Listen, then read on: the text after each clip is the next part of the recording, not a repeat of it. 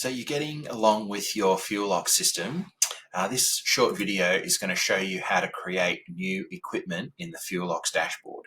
There's two steps. If you jump into the equipment section here and hit the plus button, you can fill out the form. So I'm gonna make one up here for my imaginary Pajero.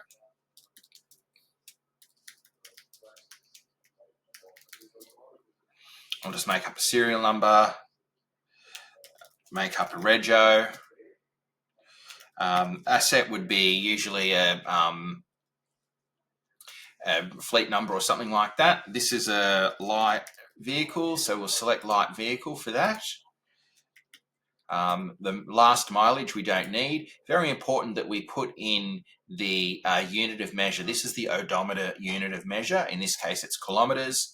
You know, if you pump genset, that's going to be hours. So equipment modes, this is a light vehicle, but you could easily make this off-road or on-road asset, and that will change how the fuel usage is reported for your tax classifications.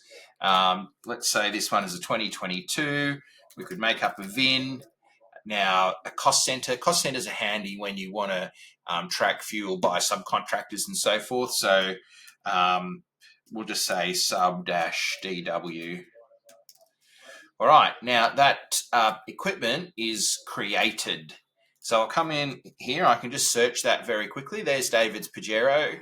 Now, the next step, this is the second step, which is very important, so we need to create the compartment. Now, every wetted area that holds a fluid in this Pajero is a compartment. So that would be the windscreen washer, the coolant, the diff, the transmission. In this case, we're only worried about the diesel. So we're going to have a diesel tank. And in this case, in the Mitsubishi, that's a 65-litre tank. And we're not going to use a preset. It's possible here if I wanted to, someone only could ever put 40 litres in there. I could just put in 40. And if you've got a number of assets with large tanks, like prime movers with double tanks, all 1,000 litres and stuff, and you want to stick in your forklift or your generator, this preset is a very handy way to stop a potential overfill. And the other thing we can do here is toggle whether the odometer is required when this asset is refueled. Now that can significantly reduce your operational speed. So if you've got a queue of trucks lining up at your tank, you might want to consider whether you use this or not. And maybe you can get your mileage data from telematics and things like that. So use this where needed. And yeah, if you need any help to decide how to set up your assets, please just call us on the help desk. Thanks for now. Bye.